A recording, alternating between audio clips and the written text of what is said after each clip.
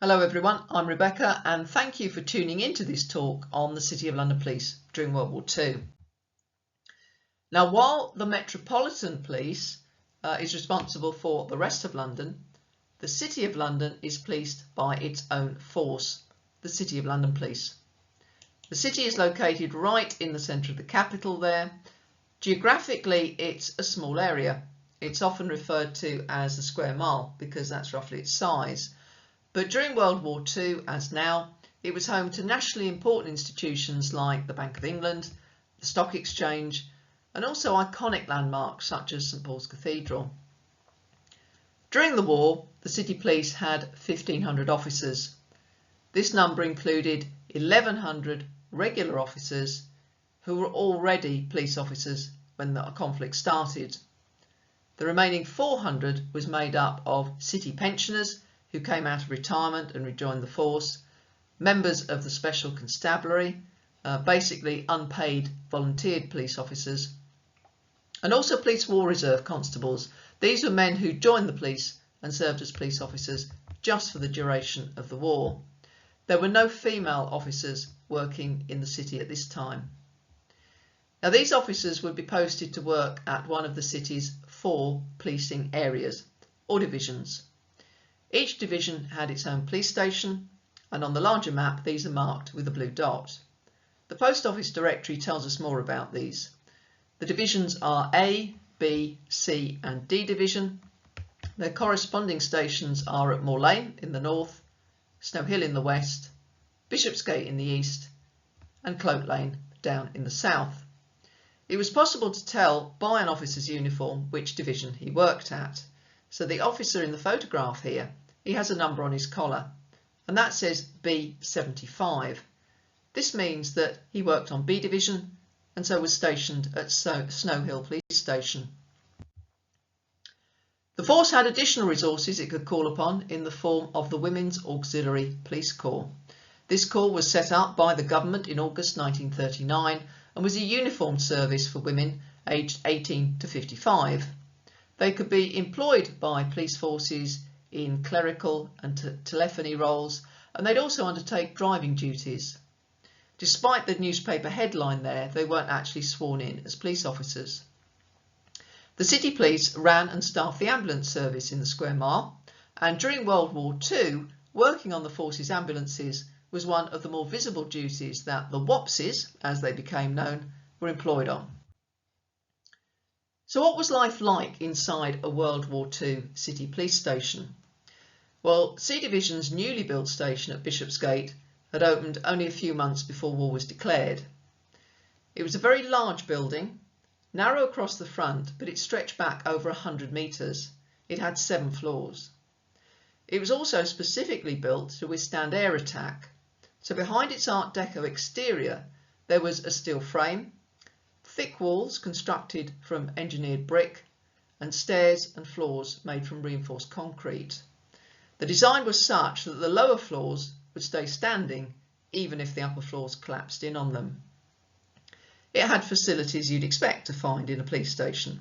A muster room where officers were briefed on their duties before going on patrol, a cell block for dealing with prisoners, and a rifle and revolver range down in the basement to instruct officers in the use of firearms.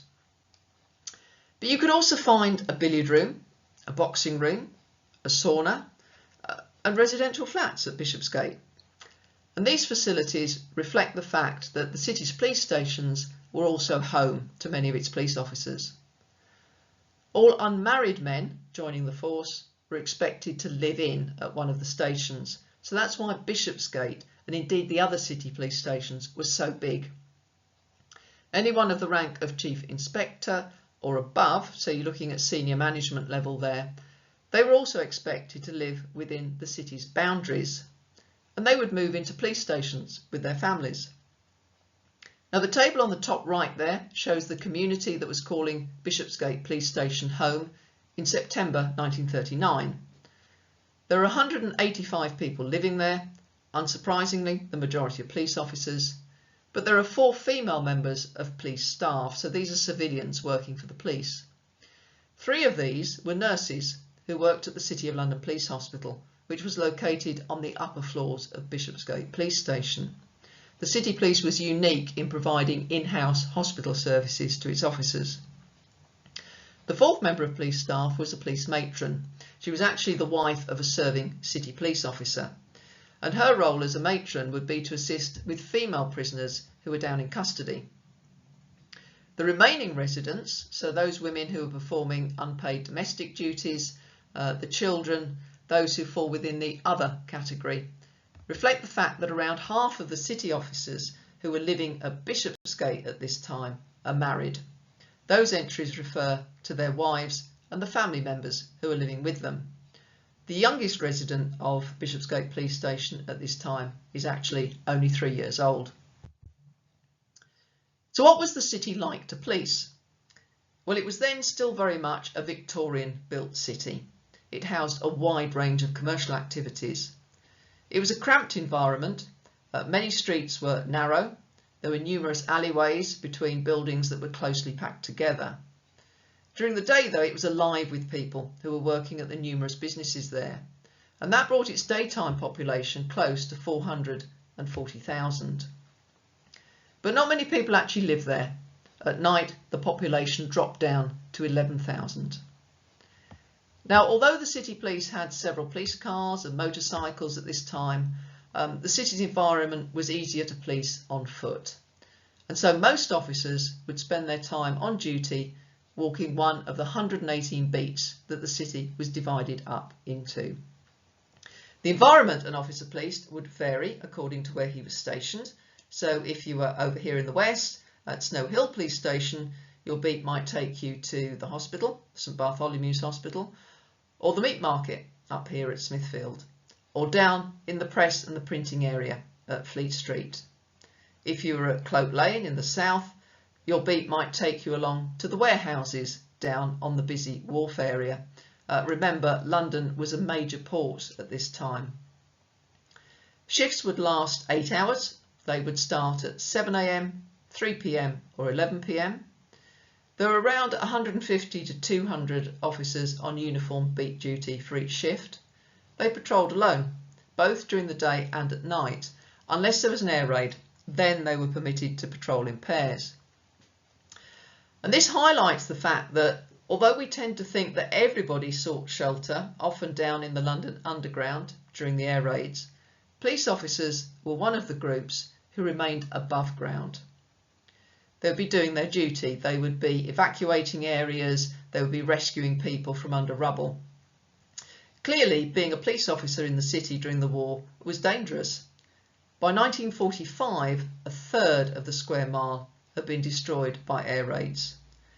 And these air raids directly impacted upon the city police and its officers too.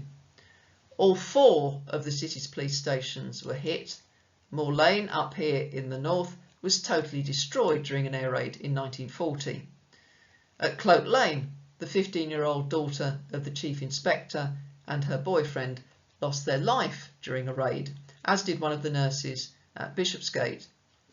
And remember, officers lived in at all of the city's police stations, so after a raid they would lose their home and many of their possessions too.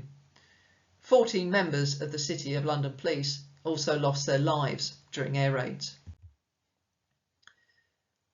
During the war years, police officers carried on with their usual duties of dealing with traffic and crime matters.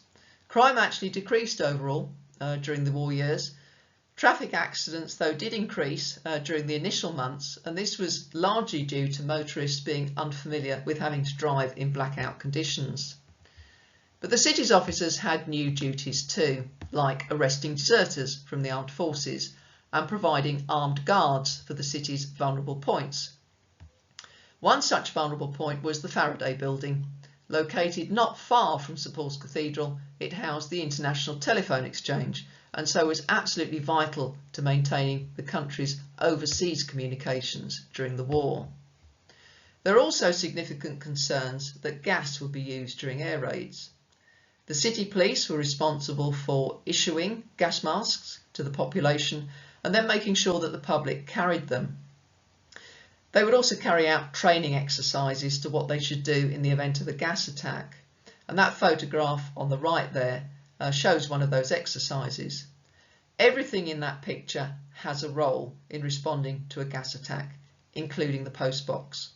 During World War II, the tops of London's postboxes were coated with a special substance that changed colour in the presence of gas. Now, although policing was a reserved occupation during the war, which meant that officers were exempt from being called up to serve in the armed forces, as the war progressed, the rules started to change. So by the end of 1941, 21 officers were serving in the RAF, after the rule changed to allow them to volunteer to join the Air Force as long as they joined as aircrew. By 1943, sufficient numbers of City police officers had joined up to warrant the start of the City of London Police Monthly Bulletin. This was posted out to City officers serving in the military and contained news about what their colleagues were up to. By the end of the war, almost 250 City of London police officers had served in the armed forces. While one of them undertook missions in occupied Europe as an agent with the Special Operations Executive, the majority served in the Army or the RAF, particularly in Bomber Command. And City police officers continued to make a contribution when the war ended. Several brought their expertise in policing to bear while working as part of the Allied Control Commission in Germany. But that's another story for another time. Thank you for listening.